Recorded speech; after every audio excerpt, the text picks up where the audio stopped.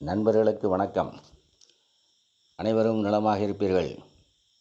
திருநெல்வேலி ஜோதிடர் எஸ் மணியன் பேசுகின்றேன். எனது ஜோதிட ஆசானும் எனது தந்தையுமாகிய கோவில்பட்டி திரு கே சங்கரன் பிள்ளை அவர்களையும், ஜோதிட மாமேதை ஜோதிட கலையரசு ஐயா ஆதித்ய குருஜி அவர்களையும் வணங்குகிறேன். ஜோதிட மாமேதை ஜோதிட ஞானி என்று ஐயா ஆதித்ய குருஜி அவர்களை புகழ்வதற்கு காரணம் இருக்கின்றது. நான் அவர்களை நேரில் சந்தித்தது இல்லை. அவருடைய புத்தகங்களை படித்திருக்கின்றேன். அவருடைய வீடியோக்களை கேட்டிருக்கின்றேன். மகா ஞானி என்பதற்கு எடுத்துக்காட்டாக, ஜோதிடத்தில் மிகப்பெரிய ஞானி என்பதற்கு எடுத்துக்காட்டாக, குரு ஏன் இயற்கை சுபரானார், சனி ஏன் பாவரானார் என்று ஆராய்ந்து மிக தெளிவாக சொல்லியிருக்கின்றார். குரு பார்க்க கோடி நன்மை என்றும், சனியின் பார்வை சர்வம் நாசம் என்றும் சொல்லப்படுவதற்கு காரணம் என்ன என்பதை மிகுந்த ஆய்வு மனப்பான்மையோடு ஆராய்ந்து நமக்கு அருளியிருக்கிறார்கள். அதை யாம் பெற்ற இன்பம் பெருக இவ்வையகம் என்ற நோக்கில் இதை உங்களுக்கு பகிர்வதில் நான் மகிழ்ச்சி அடைகின்றேன். அதாவது ஐயா ஆதித்ய குருஜி சொல்வது என்னவென்றால், சூரிய மண்டல கிரகங்களிலேயே மிக பெரிதானவர் குருதான். அவர் சூரியனை சுற்றி வர சுமார் 12 வருடங்களை எடுத்துக்கொள்கின்றார். ஜோதிட சாஸ்திரத்தில் முதன்மை சுவர் என்று போற்றப்படுவோரான குரு சூரியனிலிருந்து ஏறத்தாழ 77,80,00,000 கிலோமீட்டர் தூரத்தில் இருக்கின்றார். இது செவ்வாய் இருக்கும் தூரத்தை விட 3 மடங்கிற்கும் மேலானது என்பது குறிப்பிடத்தக்கது. குரு நம் பூமியிலிருந்து தோராயமாக ஒரு நிலையில் 62 கோடி கிலோமீட்டர் தூரத்தில் இருக்கின்றார். இவ்வளவு தூரத்தில் இருந்தாலும் குருவின் ஒளி நம்மை வந்தடைவது 10 என்ற எண் அளவில், அதாவது 33.3% குரு கிரகம்தான் சூரிய மண்டலத்திலேயே மிகப்பெரிய குறிப்பிடத்தக்க கிரகம்.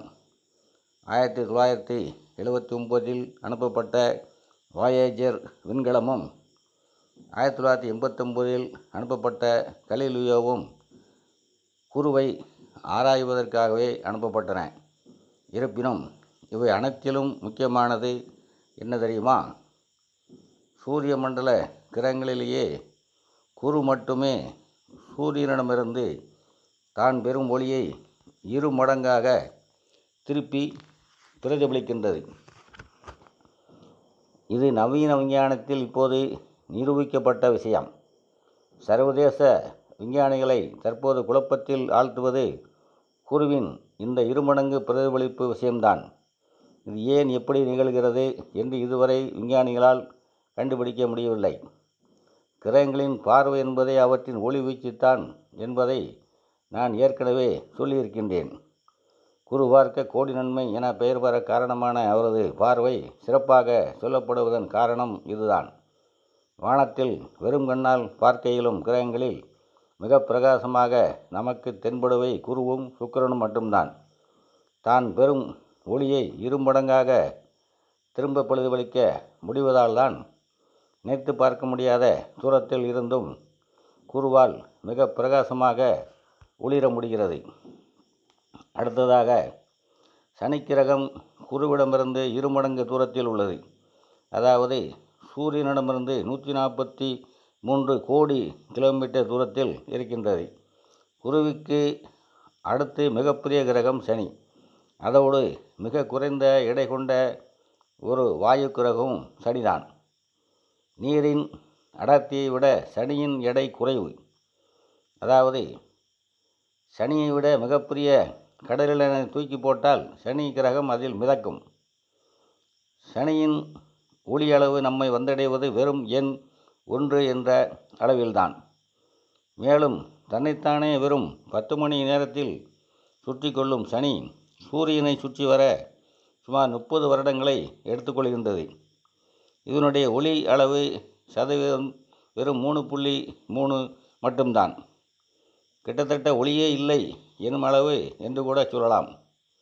இந்த ஒளி அளவு மற்றும் தூர அளவுகளின்படி பார்த்தோமேயானால் நம் பூமிக்கு மிக அருகில் 4 லட்சம் கிலோமீட்டர் தூரத்தில் இருக்கும் சந்திரனுக்கு 16 என்ற அளவும், சூரியனுக்கு 11 கோடி கிலோமீட்டர் தூரத்திலும், நம்மிலிருந்து ஏறத்தாழ 4 கோடி கிலோமீட்டர் தூரத்திலும், சில நிலைகளில் அதிகமான தூரமாக மாறுபடக்கூடும் இருக்கும் சுக்கிரனுக்கு 12 என்ற அளவிலும், சூரியனுக்கு 6 கோடி கிலோமீட்டர் தூரத்திற்கும், புதனுக்கு 8 என்ற அளவிலும், நினைத்து பார்க்க இயலாத வெகு தூரத்தில் இருந்தாலும் தான் பெறும் ஒளியை 2 மடங்காக பிரதிபலித்து நம் பூமிக்கு அனுப்பி நம்மை பாதிக்கும் குருவிற்கு 10 என்ற எண்ணும் நமது ஞானிகளால் தரப்பட்டிருக்கின்றன.